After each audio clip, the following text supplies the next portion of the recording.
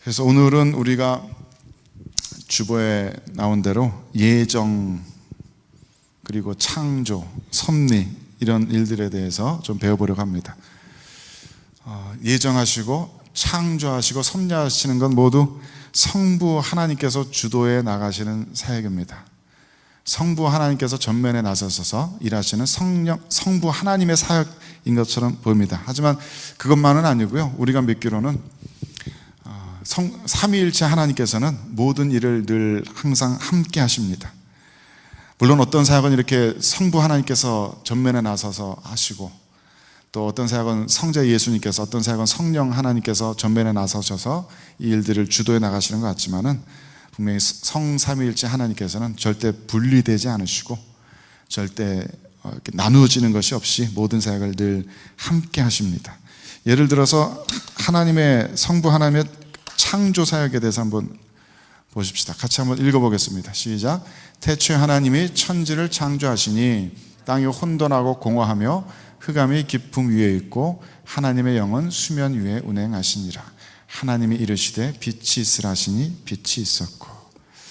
물론 문장 구조로 보면은 하나님이, 성부 하나님이 천지 우주 만물을 창조하신 것처럼 되어 있지만, 그 창조의 현장에 하나님의 영께서, 성령 하나님께서 모든 혼돈의 바다 위에, 수면 위에 운행하고 계십니다. 그리고 성자 역시 하나님의 말씀으로서 그 창조 사역에 동참하고 계십니다. 하나님의 로고스로서, 말씀으로서. 그래서 창세기 1장 1절에서도 성삼위일체 하나님께서 이 온 우주 만물의 창조 사역을 함께하고 계시는 것을 알 수가 있습니다. 여기에 대꾸가 되는 말씀이 요한복음 1장 말씀이죠. 한번 읽어봅시다. 시작.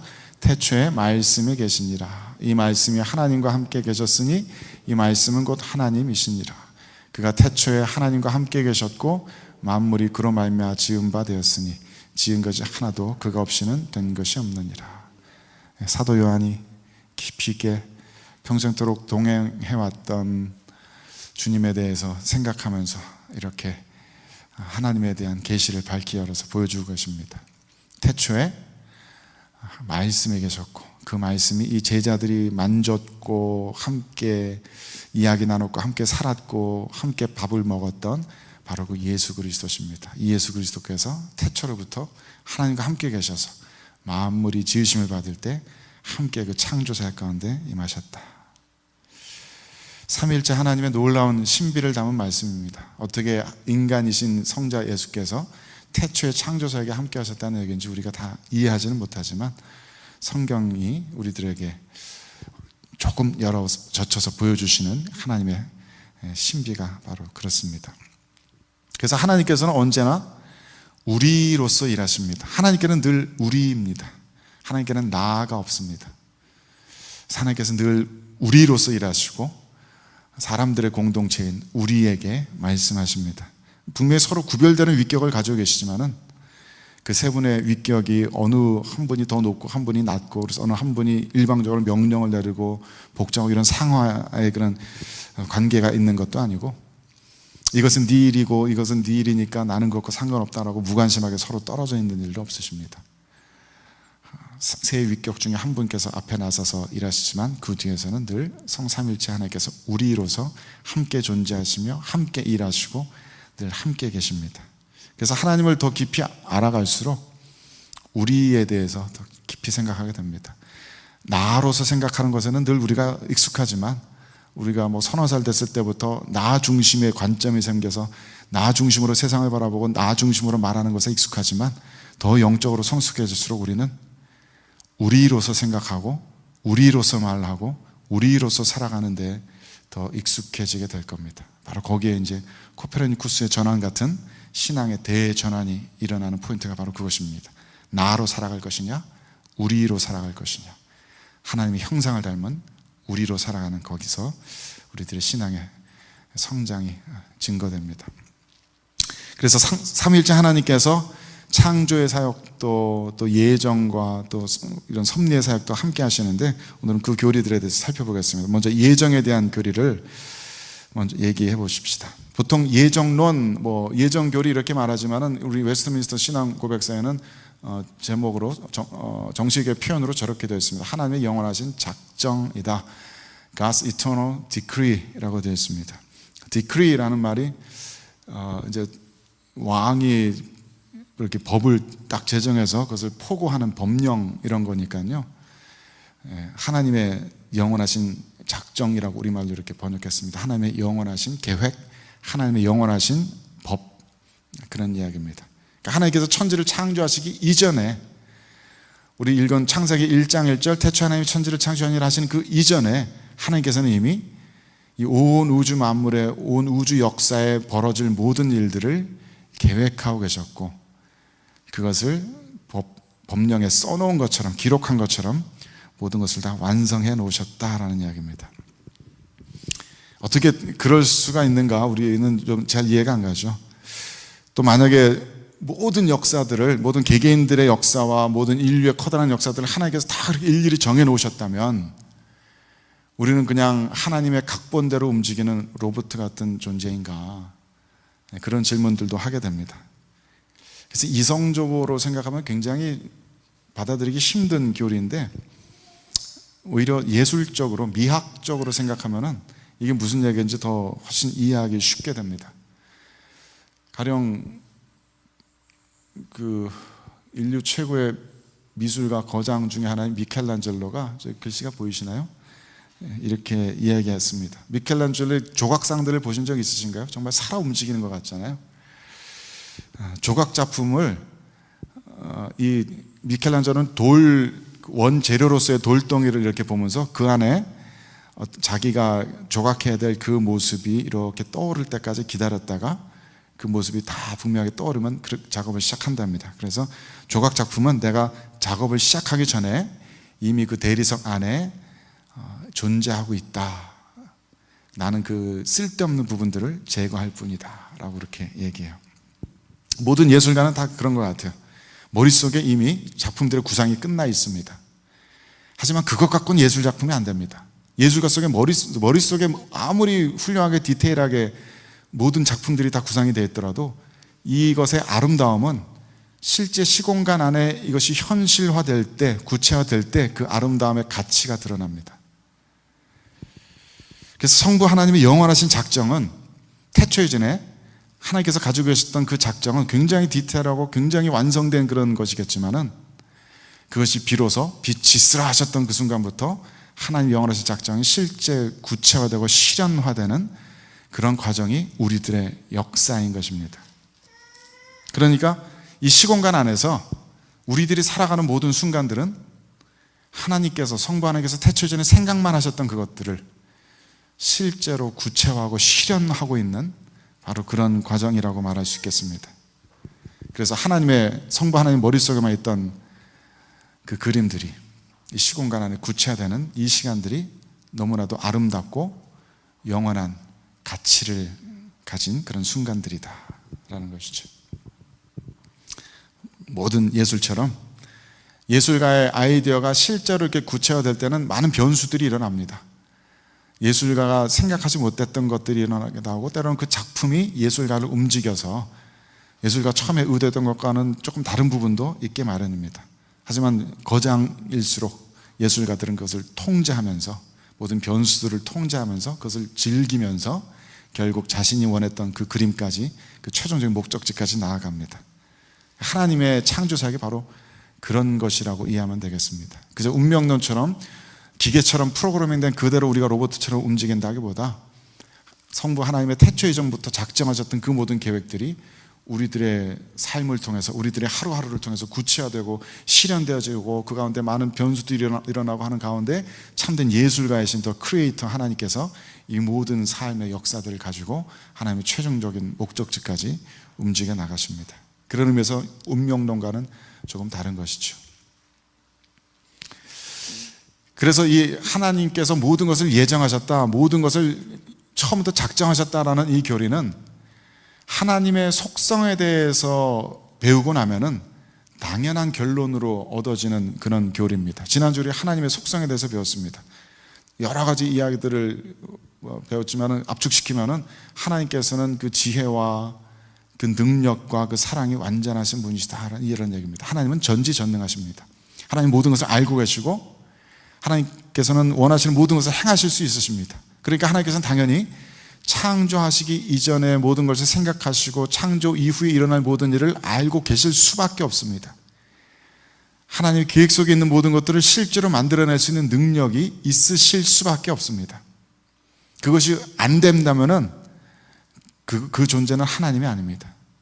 개념적으로 그것은 신이라고 불릴 수가 없습니다. 신이라는 것은 개념 그 자체로 모든 것을 알고 모든 것을 행할 수 있는 존재이기 때문에 하나님께서는 이미 창조 이전에 분명히 우리들의 타락도 알고 계셨을 것이고 또 우리들의 모든 죄와 허물들을 알고 계셨을 것이고 예수 그리스도의 십자가의 구속과 또 재림과 심판과 그 이후에 완성된 천국에 대한 모든 것을 알고 계시고 그대로 행하고 계십니다. 하나님 뜻대로 그렇게 만들어 나가고 계십니다. 기억하실지 모르겠지만 제가 여기 처음 와서 설교했을 때 이 그림을 보여드렸습니다. 시간의 식빵 보여드렸습니다. 이거 과학자들이 아인슈타인 이래로 현대 과학자들이 이 시공간에 대해서 설명하면서 이런 그림을 가지고 설명합니다. 예전에는 시간과 공간을 따로 서로 다른 개념으로 나누어서 생각했지만 요즘 현대 물리학자들은 시간과 공간이 함께 합쳐진 그런 개념으로 시공간, 스페이스 타임이라는 개념으로 함께 생각합니다. 그래서 만약에 저 먼 우주 공간에서 지금 굉장히 빛보다 빠른 속도로 우리를 향해서 다가오고 있는 외계인이 만약에 있다면은 그 외계인은 현재 우리들과 같은 현재의 시간에 움직이고 있지만 우리가 그 외계인에 대해서 인식하게 되는 것은 우리로서는 미래의 시간입니다. 하지만 우리에게 있어서 미래의 시간이 외계인에게는 현재가 되는 것이죠.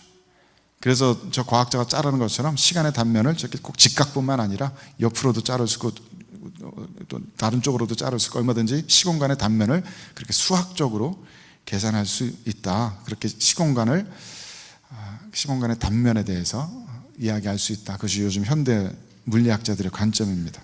그래서 아마 하나님께서 시공간을 바라보고 계시는 관점이 바로 저런 그림이 아닐까라고 생각할 수밖에 없게 되죠. 하나님께서는 시공간에 갇혀 계시는 분이 아니시기 때문에 시공간의 바깥에 계시는 분이시기 때문에 하나님께서 바라보시는 과거와 현재와 미래는 우리들의 과거와 우리들의 현재와 우리들의 미래는 하나님께는 전부 다 현재로서 그냥 이렇게 펼쳐져 있을 분일 겁니다.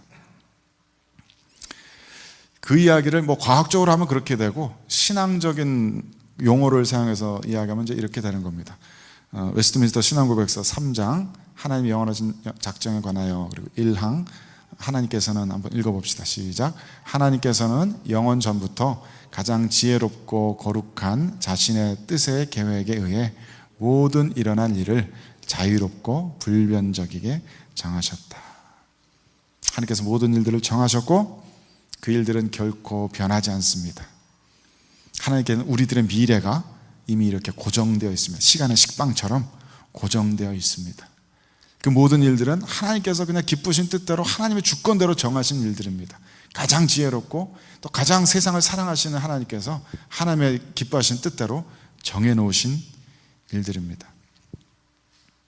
이 하나님의 영원한 작정 교리에 대해서 깊이 생각하다 보면은 우리들의 영혼에 참 평강이 이렇게 깃들여지는 것을 느낄 수가 있습니다.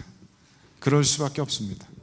우리를 죽기까지 사랑하시는 그 하나님께서 우리를 위해서 원하시는 모든 일을 행하실 수 있는 그 하나님께서 우리들을 위해서 가장 최선의 미래를 준비해 놓으셨고 그 미래가 아직 우리들에게 오지 않았을 뿐 우리들의 미래가 하나님께는 현재처럼 펼쳐져 있다는 것을 생각하면은 지금 우리들이 살아가면서 겪게 되는 모든 고난들, 아픔들, 고민들 이런 것들을 조금은 더 넓은 시각에서 한 발자국 뒤에서 이렇게 바라볼 수 있게 되죠. 그래서 이 모든 어려운 일들 끝에는 주님께서 약속하신 대로 우리가 결국 주님 앞에 오늘 우리 에베소서 1장 말씀 읽은 대로 늘 주님 앞에 거룩하고 흠없는 자로 서게 될 것이라는 그 약속이 우리들에게 있다는 것을 이런 교리들을 통해서 다시 한번 좀 확인할 수 있게 됩니다.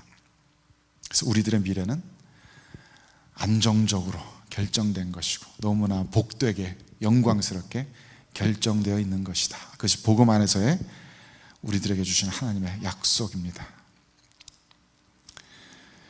하지만 이 식빵 그림 가지고는 부족한 것이 하나 있는데, 이 그림 속의 과학자는 저 시간의 미래의 일을 보기는 보지만 미래의 일들을 과학자가 만들어 놓은 것은 아닙니다. 그런 면에서 하나님과 저 그림 속의 과학자는 다릅니다. 이 식빵 그림 속에서처럼 그냥 미래를 보는 것뿐만 아니라 저 미래를 만들어 놓으신 분이 바로 하나님이시다. 그거를 이제 이 신학적인 용어로 하면은 하나님께서는 미래를 예지하실 뿐만 아니라 하나님께서 그 미래를 직접 작정하셨다라는 얘기가 됩니다. 예정과 예지는 다릅니다. 예지도 하시지만 미래에 일어날 일을 알고 계시지만 그 미래의 일들을 만드신 분이 바로 하나님이시다. 이 얘기를 더 쉽게 하자면 하나님께서는 우리들 가운데 과연 누가 최종적으로 구원의 완성까지 이르실까 하는 것을 그냥 알고 계시는 것이 아니라 과연 누가 끝까지 구원에 이를 것인가를 하나님께서 정하셨다는 얘기입니다. 그 이야기 때문에 우리들의 구원에 대한 예정론이 더 이렇게 디테일하게 만들어지는 것이죠. 우리는 우리들의 말이나 행동 때문에 구원받는 것이 아니고 우리들이 착하게 열심히 신앙생활 잘할 것을 하나님께서 아시기 때문에 우리를 구원하신 것이 아니고 하나님께서 우리를 구원하시로 작정해 놓으셨기 때문에 우리가 그렇게 살게 된다는 것입니다. 그래서 구원은 우리들의 공로와는 아무 상관이 없다라는 그 얘기죠. 우리들이 신앙생활을 잘해서 착하게 살아서 하나님을 열심히 공부해서 무엇을 해서 어떤 일들을 하고 어떤 일들을 하지 않아서 구원받는 것은 아니다. 그것은 무조건 하나님의 기쁘신 뜻에 의한 하나님의 결정이다. 그래서 이 항에서는 이렇게 그 교리를 이렇게 정리하고 있습니다. 물론 읽어봅시다. 시작. 물론 하나님은 모든 가능한 조건에서 일어날 수 있는 모든 일을 아신다. 그러나 그분이 어떤 일을 예견하셨기 때문에 그것을 미래로 또는 어떤 조건에서 일어날 것으로 작정하신 것은 아니다. 어떤 사람이 구원받을 것을 예견하셨기 때문에 그래서 이 사람이 이런 일들을 해야 되겠다라고 작정하신 것이 아니라 그냥 이 사람이 구원받을 것을 그냥 처음부터 작정해 놓으셨다. 우리들의 공로와는 행위와는 아무 상관이 없다. 그래서 이런 이야기들이 상식적인 선에서는 사람들이 받아들이기 힘듭니다. 어떤 사람은 엉망으로 죄 지으면서 살아도 구원받을 수 있다는 얘기냐? 여러분들이 그런 질문 받으면 어떻게 대답하시는지 궁금합니다. 분명히 대부분의 경우에는 하나님께서 구원하시기로 예정된 사람들은 그 구원의 길을 걸어갑니다. 선한 길을 걸어갑니다. 믿음의 길을 걸어갑니다. 그러다 그 끝에 구원이 이르게 되는 것인데 어떤 사람들은 예를 들어서 십자가 옆에 우편강도 같은 사람들은 죽음 직전에 생의 마지막 순간에서 예수님을 알아보았다는 그 하나만 가지고 예수님께서 내가 오늘 나와 함께 낙원에 있으리라 선포하신단 말이에요. 이 우편강도는 우리가 이 사람에서 잘 알지는 못하지만 분명히 거기에 죄인으로서 십자가에 못 박힌 거 보면은 사람들 앞에 죄인으로 판명난 사람이고 사람들 앞에 내설 아무런 선한 일들이 없을 텐데 어떻게 이런 사람까지 구원받느냐? 그게 과연 정당하단 말이냐? 거기에 대한 성경의 대답은 로마서 9장이라고 말씀드렸죠. 같이 읽어봅시다. 시작. 이 사람아 내가 누구이기에 감히 하나님께 반문하느냐? 지음을 받은 물건이 지은 자에게 어찌 나를 이같이 만들었느냐 말하겠느냐? 토기장이가 진흙 한 덩어리로 하나는 귀 있을 그릇을 하나는 천 있을 그릇을 만들 권한이 없느냐? 어떤 사람은 아무 조건 없이 구원하고 어떤 사람은 아무 조건도 없이 안 구원하십니까? 이게 어떻게 공평합니까? 라고 질문할 권한이 우리들에겐 없다. 그게 성경의 대답입니다. 그 질문을 해보았자 하나님의 그 뜻을 계획을 바꿀 수가 없습니다. 마음에 안 들어 내가 그래서 안 믿을래 그것과 상관이 없습니다. 내가 믿건 안 믿건 받아들이건 안 받아들이건 하나님의 예정은 정해져 있다. 그게 성경의 대답입니다. 욥기의 이야기가 바로 그런 이야기이기도 하죠. 욥은 까닭 없이 의인인데 까닭 없는 고통을 당합니다. 그래서 막 괴로워하면서 이것을 이해해 보려고 애를 쓰면서 신학자들과 친구들과 막 신학적인 토론을 합니다. 하지만 그 모든 토론에도 만족할 만한 답은 주어지지 않습니다. 하지만 마지막에 하나님께서 그 욥 앞에 탁 나타나시자마자 욥은 드디어 나의 모든 질문이 다 잘못되었음을 깨닫고 하나님 앞에 꿇어 엎드러집니다. 내가 말로만 주님을 들었으면 이제 하나님을 배우니까 나의 모든 질문들이 다 의미가 없다는 것을 욥은 깨닫고 그 앞에 엎드려 그저 하나님을 경배하게 됩니다. 아, 내가 이렇게 논쟁할 수 있는 분이 아니구나. 내가 이렇게 따질 수 있는 존재가 아니구나. 하나님과 창조자와 피조물의 관계가 내가 그렇게 뭔가 따지고 묻고 이거 페어하냐 안 페어하냐 그거 질문할 수 있는 그런 관계가 아니구나라는 것을 하나님과 맞닥뜨리면 알게 된다는 겁니다. 맞닥뜨리기 전까지는 자기가 마치 하나님과 사람들 사이의 심판이라도 되는 것처럼 하나님 이렇게 하면 안 되지, 인간들 이렇게 하는데 하나님께서 이렇게 해주셔야지 라고 이렇게 막 훈수 들을 수 있는 것처럼 그러지만 우리 중에 어떤 누구도 그런 위치에 설 수 있는 인간은 없습니다. 성경의 대답이 그겁니다. 성경은 하나님의 절대적인 주권에 대해서 이야기합니다. 누구를 구원하고 누구를 버릴 것인지는 하나님께서 결정하신다. 구원은 전적으로 하나님께 달린 일이다. 너희들이 받아들이건 말건 아무 상관없는 일이다. 그래서 인간들 편에서는 그게 굉장히 마음에 안 드는 얘기겠지만 우리가 믿기로 어떤 사람들은 분명히 영원한 생명에 이르도록 처음부터 작정되었고 어떤 사람은 영원한 멸망에 이르도록 처음부터 그렇게 작정되었습니다. 그것이 우리들의 신앙의 고백입니다. 하나님의 작정에 의해 읽어봅시다. 시작. 하나님의 작정에 의해 그의 영광을 나타내기 위해 어떤 사람들과 천사들은 영원한 생명에 이르도록 예정되었고 그 밖의 사람들은 영원한 죽음에 이르도록 예정되었다. 이중 예정이라고 합니다. 구할 사람을 예정해 놓으신 것뿐만 아니라 버릴 사람도 예정해 놓으셨다. 그래서 하나님의 속성에 대해서 생각하면 그게 당연한 거죠. 다 알고 계시고 하나님의 뜻대로 그렇게 정하십니다. 또한 하나님의 이러한 계획은 불변적인 것이고 인간의 힘으로 바꿀 수 있는 것이 아니고 누군가 기도를 열심히 해서 그것을 계획을 바꿔놓을 수 있고 기도를 좀 게을리한다고 계획이 바뀌는 그런 게 아니고 구원받는 이들의 숫자까지도 하나님께서는 디테일하게 정해놓으셨다고 우리는 고백합니다. 이렇게 예정된, 읽어봅시다. 시작. 이렇게 예정된 이 천사들과 사람들은 개별적으로 그리고 불변적으로 계획되어진 것이며 그들의 수는 매우 확실하고 명확해서 더해지거나 감해질 수 없다. 몇 명인지는 우리가 몰라요. 하지만 그 수가 정해져 있다는 것은 압니다. 그것이 하나님의 영원하신 작정에 대한 교리입니다. 하나님께서 처음부터 아주 디테일하게 모든 것을 명확하게 결정해 놓으셨다. 우리들의 인류의 역사의 가장 마지막에 어떤 일이 펼쳐지고 누가 구원받을지는 하나님 앞에 지금 현재처럼 그 시간의 식빵 위에 현재처럼 이미 결정되어 있는 사건이다. 그래서 구원받는 이들은, 저렇게 선택된 이들은 다시 한번 말하지만 그들에게 어떤 공로가 있어서도 아니고 그들이 어떤 무슨 마음밭이 좋아서도 아니고 어떤 조건을 만족시켜서도 아닙니다. 그래서 전적으로 하나님의 선택에 의한 것입니다. 글씨가 조금 작은데 제가 읽어드릴게요.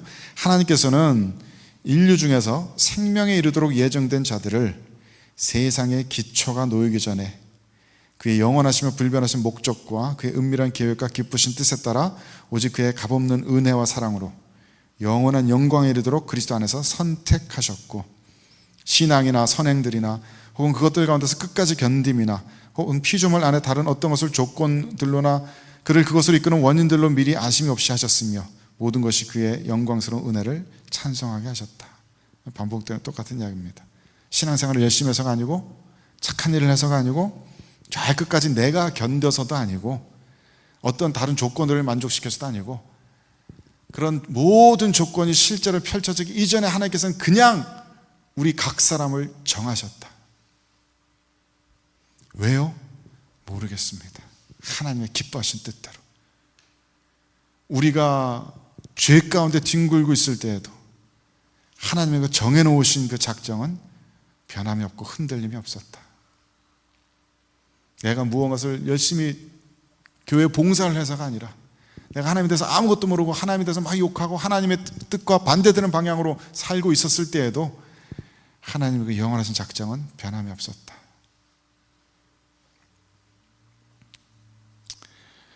그리고 하나님께서는 우리들 구원받는 이들이 언제 어떻게 복음을 듣고 무슨 방법으로 어떤 과정을 통해서 구원을 완성시켜야 될 것인지도 다 다 예정해 놓으셨습니다. 이것도 제가 읽어보겠습니다. 하나님께서는 택하신 자들을 영광에 이르도록 정하셨을 때 그의 뜻에 영원하고 가장 자유로운 계획에 의해 그것을 위한 모든 수단도 예정하셨다. 그러므로 아담 안에서 타락하였으나 선택함을 입은 그들은 그리스도에 의해 구속되고 정한 때 활동하시는 그의 영에 의해 효력 있게 부르심을 받아 그리스도를 믿고 의롭다 하심을 얻고 양자가 되고 거룩해지고 그의 능력으로 믿음을 통해 구원에 이르도록 보존된다. 오직 선택된 자들 외에는 아무도 그리스도에 의해 구속되거나 효력 있게 부르심을 받거나 의롭다 하심을 얻거나 양자가 되거나 거룩해지거나 구원을 받지 못한다.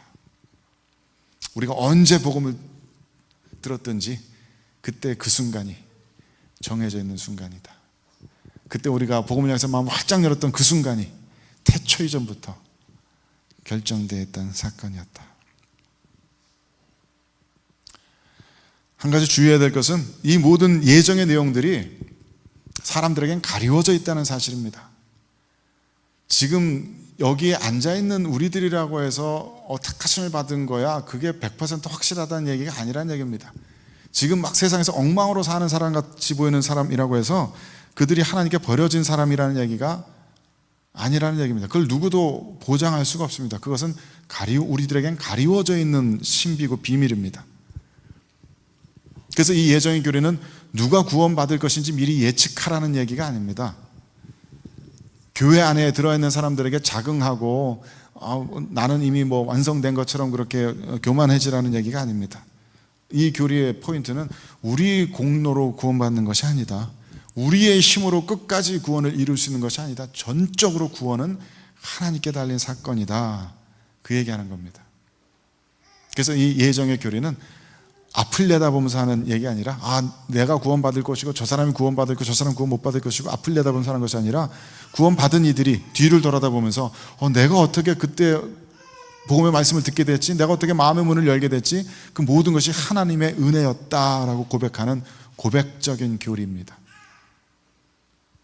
그래서 믿는 이들은 하나님의 은혜를 체험해 가면서 자신의 삶을 돌아볼 때 정말 모든 것이 하나님의 기적적인 놀라운 은혜였다. 내가 그때 말씀을 들은 거, 그때 교회 생활 시작한 거, 그때 신앙이 흔들렸지만 나를 붙잡아 주었던 그 사람들, 그 말씀들, 정말 하나님의 은혜였다. 이렇게 고백하게 된다는 것이죠. 결코 이 교리를 남용하고 함부로 휘둘러서 자기가 이 예정 교리의 내용을 알고 있는 것처럼 그렇게 교만하게 이야기할 수는 없습니다. 우리는 오히려 이 예정의 교리를 배우면서 왜 나 같은 자를 여기까지 이렇게 이끌고 와주셨는지 그 이해할 수 없는 하나님의 놀라우신 사랑 앞에 겸비해 줄 수밖에 없는 것이고, 그래서 하나님을 찬송할 수밖에 없는 것이고, 또 한편으로는 끝까지 가려져 있는 그 예정의 비밀 앞에 스스로 겸비해 줄 수밖에 없는 것입니다. 이 예정의 교리를 얘기하면서 빠질 수 없는 질문이 이 하나님의 예정하심과 인간의 자유의지에 대한 그런 관계에 대한 이야기죠. 나중에 또 자유의지에 대한 항목이 나오긴 합니다만은 이거 간단하게만 좀 몇 가지만 살펴보고 넘어가겠습니다. 하나님의 예정과 인간의 자유의지는 과연 어떻게 되는가? 하나님께서 예정하시면 우리는 무조건 로봇처럼 따라만 가는가? 그렇지 않다라고 생각했던 것은 초대교회 때 대표적인 이단이었던 펠라기우스라는 사람의 이론입니다. 이 펠라기우스 주의는 431년에 이단으로 정죄받았습니다.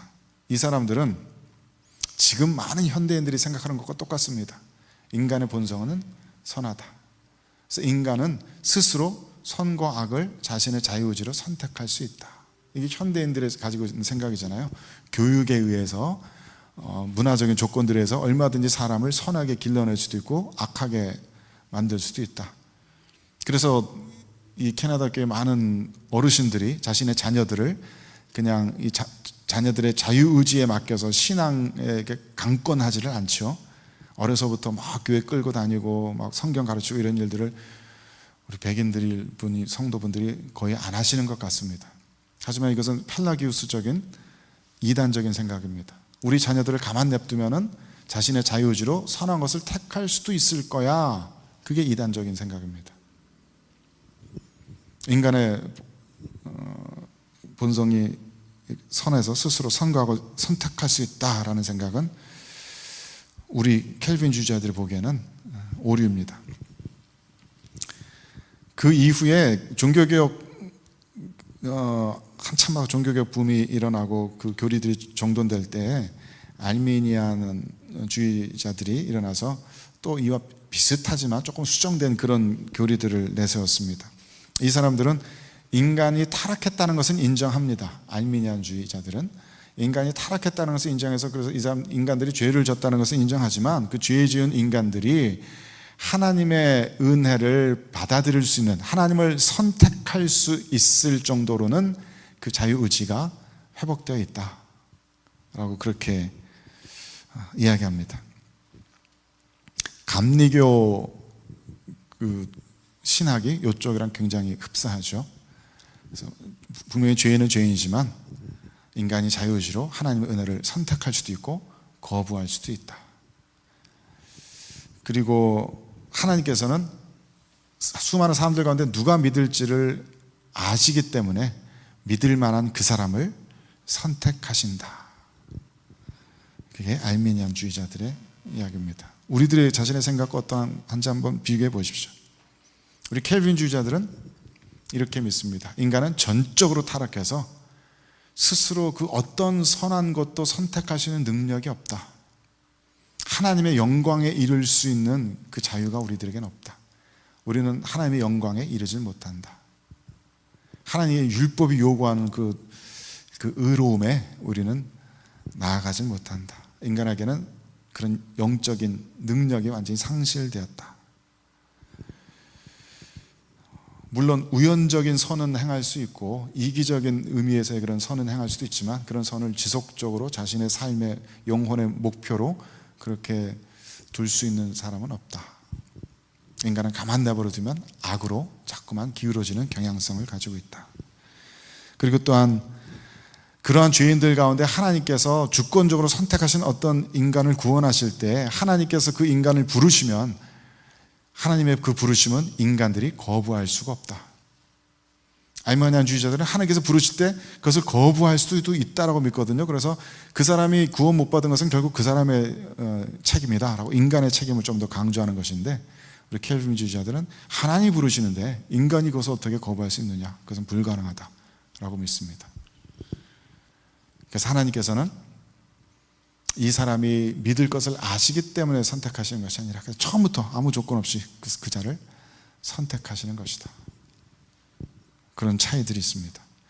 예전에 주일날 설교 때 찰스 피니에 대해서 설교한 거 기억하실지 모르겠어요. 그래서 복음주의자들의 관점과 개혁주의자들의 관점이 이렇게 부딪히는 부분이 있었다 얘기하는데, 부흥이 어디서 오느냐, 찰스 피니 같은 복음주의자들은 기도해서 부흥을 하늘로부터 끌어내릴 수 있다고 믿었습니다. 다시 얘기하면 어떤 사람이 회개하지 않는 것은 기도가 부족하기 때문입니다. 복음주의자들 입장에서 어떤 사람이 성령 충만을 맛보지 못하는 것은 그 사람의 기도가 열심히 부족해서입니다. 그것이 복음주의자들의 입장입니다. 그런 것이 바로 저 알미니안주의와 똑같기 때문에, 즉 자기들의 노력으로 하나님의 구원을 선택할 수 있다거나 하나님의 구원을 이렇게 벌어들일 수 있다거나 그 인간의 노력이 중요하다라는 그것 때문에 저 알미니안주의자라고 전통 개혁주의자들에게 비판받았던 겁니다. 전통적인 개혁주의자들은 그것이 인간의 기도의 열심에 달려있는 것이 아니다, 하나님의 전적인 주권적인 의지다라고 이렇게 이야기를 해서 거기에 충돌이 있었죠. 근데 조금 더 깊이 공부해 보면요, 저 감리교 신학과 우리들의 신학은 정말 종이 한 장 차이입니다. 우리 장로교 입장에서도 어떤 사람이 거듭나는 것에 대해서, 그러면 이 사람이 거듭날 때 하나님께서 정하신 그 사람을 부를 때 어떻게 이 사람은 하나님의 부르심을 듣고 응답할 수 있느냐, 하나님의 부르신다는 그 성령의 그 능력이 이 사람에게 임하기 때문에 구원에 응답할 수 있다, 이것이 장로교의 대답인데, 감리교는 그 사람이 하나님의 선행하는 은총을 맛보았기 때문에 하나님을 택할 수 있다라고 얘기해요. 어떤 사람은 하나님의 은혜가 미리 임하였기 때문에 그 사람이 하나님을 선택할 수 있었다. 제가 보기엔 그냥 똑같은 얘기 같아요. 그냥 터미널로지만 다른 얘기 같아요. 근데 이게 겉에서 보면은 이것이 인간의 책임이냐 하나님의 책임이냐? 그게 다른 것처럼 보이죠. 아니면 난 좀 깊이 들어가면은 정말 종이 한 장 차이입니다. 거의 차이가 없게 보입니다, 저한테는. 다만 그것을, 구원을 인간의 관점에서 바라보면 감리교 신학에 좀 더 가깝고, 하나님의 관점에서 바라보면은 그것은 장로교 신학이다. 그래서 요 두 관점에 아주 미묘한 그것들이 우리 교회에 늘 이렇게 함께 존재하는 것을 우리는 볼 수 있습니다. 분명히 우리 장로교의 신학대로 인간의 구원은 하나님께 전적으로 달려있다라고 우리는 믿지만, 그렇게 되면 자꾸 우리 장로교인들은 기도하는 일에 게을러지게 되고 하나님의 일에 열심을 내는데 게을러지게 되는 그런 단점이 있거든요. 그럴 때는 저 알미니안 주의자들 혹은 감리교 신학에 좀 더 귀를 기울여 볼 필요 있습니다. 우리들이 기도하는 것이 하나님의 주권적인 역사에 함께 동참하는 것이 하나님의 부르심에 아멘으로 화답하는 것이다 라고 우리들 스스로 조금 더 반대쪽 되는 신학들도 귀 기울여 볼 필요들이 있습니다.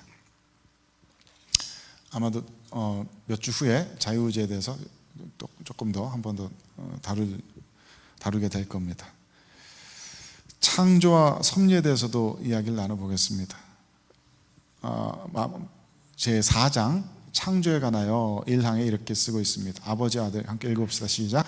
아버지 아들 성령 하나님께서는 그의 영원한 능력과 지혜와 선하심의 영광을 나타내기 위하여 태초에 엿새 동안에 세계와 그 안에 있는 모든 것, 곧 보이는 것이든지 보이지 않는 것이든지 간에 다 무로부터 창조하기를 기뻐하셨는데 그것들은 다 매우 좋았다. 그래서 제가 작년 10월에 와서 제일 처음 설교한 것이 바로 이 내용이었습니다. 하나님께서는 이 모든 천지 만물을 창조하셨고 그것을 좋아하셨다. 터브라고, 좋다, 아름답다라고 선언하셨습니다. 딱 들어맞는다, 충분하다라고 선언하셨습니다. 그 하나님께서는 아까 말씀드린 것처럼 창조 이전에 모든 것을 계획하고 계셨고 모든 걸 디테일한 것을 다 계획하고 계셨고 이 앞으로 벌어질 모든 일들을 인류 역사의 마지막 종점까지를 눈에 보이는 현재로서 보고 계시는 하나님이십니다.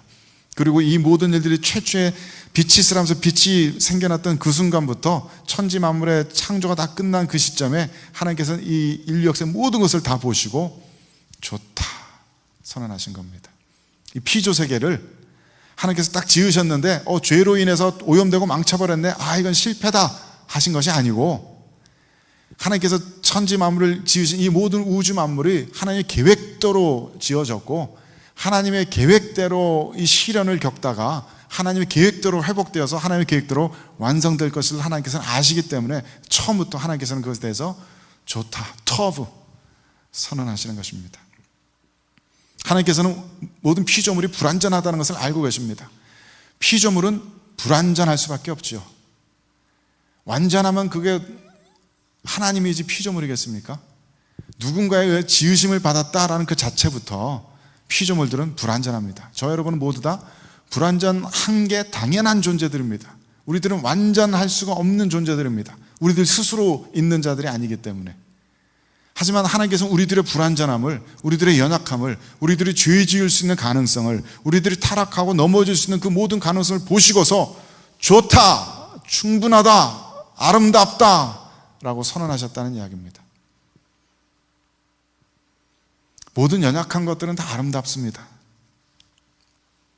그 연약함에도 불구하고 완전을 갈망하고 좀 더 나아지기를 소망하며 그 완전을 사모하는 그 모습이야말로 참 아름답습니다. 아기들이 참 연약하지만 그 아기들이 장차 자라나는 날 것을 바라보면서 이 아기들이 걷지도 못하던 아이가 언젠가 한 걸음을 떼게 되고 또 말도 못하던 아이가 말문을 떼게 되고 그 모든 과정을 알기 때문에 이 아기의 연약함이 참 소중하고 아름답습니다. 하나님께서 보시기 우리들의 삶이 그러합니다. 연약합니다. 넘어집니다. 알지 못하고 때로는 실수하고 너무 어처구니 없는 죄를 저지르기도 합니다. 그럼에도 불구하고 하나님께 붙들린 이들은 그 완전을 갈망하면서 완전한 세상을 향해서 자기 자신의 거룩하고 흠없는 그 미래의 소망을 향해서 그 소망을 놓지 않기 때문에 그래서 계속해서 조금씩 그 완전함을 향해서 나아가기 때문에 하나님께서 바라보시는 이 세상은 아름답습니다. 지금의 불완전하고 모자란 거 그것이 끝이 아니기 때문에 그 비극적인 엔딩이 아니기 때문에, 우리들의 엔딩은 해피엔딩이기 때문에 우리들의 모든 다툼과 미움과 시기와 질투와 절망과 낙담까지도 하나님 보시기엔 아름답습니다. 그것이 하나님의 창조의 교리에서 나오게 되는 깨달음들입니다. 또 하나님께서는 지으신 피조물들이 그 불완전함과 연약함 속에서 그냥 자기들끼리 이렇게 성장해 나가도록 그냥 내버려 두고 유기해 두시는 것이 아니라 계속해서 우리들의 삶 가운데, 인류 역사 가운데 간섭하시고 우리들의 개개인의 역사와 인류 역사를 붙들고 나가십니다. 그것이 바로 섭리에 대한 교리입니다. 5장 섭리에 관하여 만물의 크신 창조자, 한번 읽어봅시다. 시작. 만물의 크신 창조자 하나님은 그의 지극히 지혜롭고 거룩한 섭리에 의해 그의 무오한 예지와 그 자신의 뜻에 자유롭고 불변적인 계획을 따라 가장 큰 것부터 가장 작은 것까지 모든 피조물과 행위들과 일들을 붙드시고 지도하시고 처리하시고 통치하셔서 그의 지혜와 능력과 의와 선과 자비의 영광을 찬송케 하신다. 포인트는 그겁니다. 하나님께서는 지금 이 순간에도 우리들의 생명을 붙들고 계신다. 매일 아침 해가 떠서 매일 아침 우리들이 눈을 뜨고 생명 호흡을 받을 수 있는 그것이 하나님의 섭리입니다. 하나님께서 창조해 두신 모든 것이 그냥 사라지도록 파괴되도록 내버려 두신 것이 아니라 그 생명이 움직이도록 매일매일 매 순간순간 하나님께서는 우리들을 붙들고 계십니다. 모든 존재하는 것들을 붙들고 계십니다. 그것이 하나님의 섭리입니다. 또한 하나님께서는 우리들의 모든 인생길 디렉트 지도하십니다. 그리고 배치하시고 디스포즈하시고 통치 거번하십니다.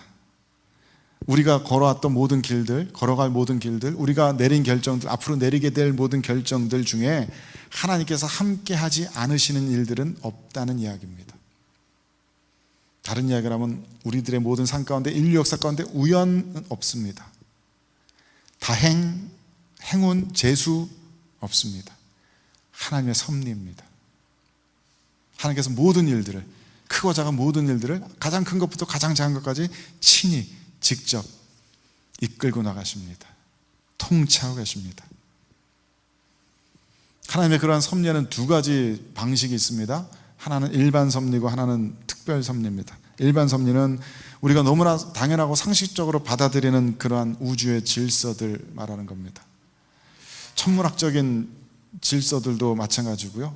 사회학적인 원리들, 경제학적인 원리들, 우리들이 얼마든지 이 세상을 관찰하고 공부하면서 알아낼 수 있는 그런 원리들, 그런 것들이 다 하나님의 일반 섭리이다. 창조주 하나님께서, 성부 하나님께서 지금 이 순간에도 그 하나님의 아주 복잡하고 디테일하고 완전한 그 섭리를 따라서 온 세상을, 사회를, 가족을, 우리들 개개인을 움직이고 계십니다. 우리는 하나님의 섭리 가운데서 숨쉬고 살고 움직이며 기동할 수 있는 것입니다.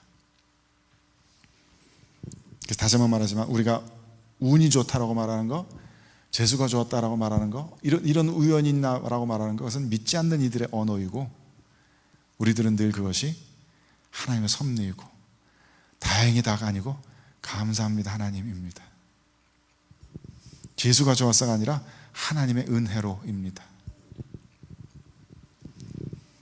또 다른 하나는 특별한 섭리인데, 때로는 하나님께서 이런 자연적인 질서를 거슬러서, 물리학적인 법칙을 거슬러서, 사회학적인 경제학적인 모든 원리를 거슬러서 그냥 하나님께서 하나님의 기쁘신 뜻대로 초자연적인 기적을 우리들에게 행사하십니다. 상식적인 모든 원리들을 거슬러서 하나님의 뜻대로 그냥 우리들의 삶 가운데, 역사 가운데 개입하시는 그것을 우리는 기적, 특별 섭리라고 부릅니다. 도저히 나을 수 없는 병들이 하나님의 은혜로 낫게 되는 것, 도저히 있을 수 없는 지혜와 능력이 위로부터 갑자기 쏟아부어지는 것, 하나님의 특별한 섭리입니다. 하나님께서는 지금 이 순간에도, 그리고 우리들의 인류 역사가 다 하는 그 마지막 순간까지도 얼마든지 하나님의 선하신 뜻대로 기적을 일으키실 수 있는 분이십니다. 특별한 섭리들을 통해서 우리들을 통치해 나가시는 분이십니다. 그것이 하나님의 섭리에 관한 교리입니다. 음악 공부하면서 배워지는 게 있는데요, 재즈나 블루스 같은 흑인 음악 하는 사람들은 그냥 보기에는 그냥 막 자유롭게 즉흥적으로 아무렇게나 막 연주하는 것 같지만 그들 나름대로 다 룰이 있습니다. 가야 되는 길들이 있고 선택해야 되는 노트들이 다 있습니다. 그래서 그냥 막 클래식 음악처럼 완전히 정해진 노트 하나하나 그렇게 연주하지는 않습니다만은 어느 정도 정해진 길을 따라서 연주하도록 되어 있습니다. 그 나름대로 규칙이 이렇게 있어요. 그렇기 때문에 재즈나 브루스 연주하는 사람들은 무슨 곡을 연주해도 어제 연주한 것과 오늘 연주한 곡이 다를 수밖에 없습니다. 분명히 가는 길은 정해져 있는데 매 순간순간 내가 바로 직전에 무슨 음을 쳤느냐에 따라서, 같이 연주하는 연주자가 누구고 저 사람이 어떻게 반응했느냐에 따라서 연주가 계속 달라집니다. 그게 재즈의 아름다움이죠. 길은 정해져 있는데 자유롭습니다. 하나님의 이 놀라우신 예정과 창조의 섭리도 바로 그러한 것일지도 모릅니다. 그래서 어떤 신학자들은 이런 하나님의 섭리에 대해서, 예정에 대해서, 이런 하나님의 역사에 대해서 하나님의 춤이라고 표현하기도 합니다. Dancing God, 춤추시는 하나님. 딱딱하게 기계처럼 정해진 스텝만 딱딱딱 밟고 로봇처럼 움직이시는 하나님이 아니라 이 피조물이 움직이는 것에 따라서 다르게 반응하시면서 때로는 스텝을 뒤로 빼시고 때로는 스텝을 앞으로 내딛으시고, 단 한순간도 그 자리에 계속 고정해서 딱딱하게 굳어 계시는 것이 아니라 계속해서 스텝을 바쁘게 움직이시면서 우리 피조물들과 함께 하나님께서는 춤을 추고 계신다. 하지만 그럼에도 불구하고 이 자유롭고 즉흥적으로 보이는 이 하나님의 춤은 하나님의 그 영원하신 목적을 향해서 분명한 방향성을 가지고 나아가고 있다. 그것이 하나님의 춤입니다. 그것이 우리들의 삶이고 우리 인간들의 역사입니다. 그래서 이성적으로만은 파악할 수 없는 우리들의 삶으로서 아름다움의 관점에서만 파악할 수 있는 하나님의 역사하심입니다. 우리의 삶은 그렇게 하나님의 예정 안에서 하나님의 섭리와 함께 추는 춤입니다. 우리들의 스텝 하나하나가 그 자체로 의미 있고 그 자체로 아름다운 것입니다. 춤은 그 어떤 목적 때문에 추는 게 아니잖아요. 표현이잖아요. 하나님과 함께 이렇게 동행하고 있다라는 표현입니다.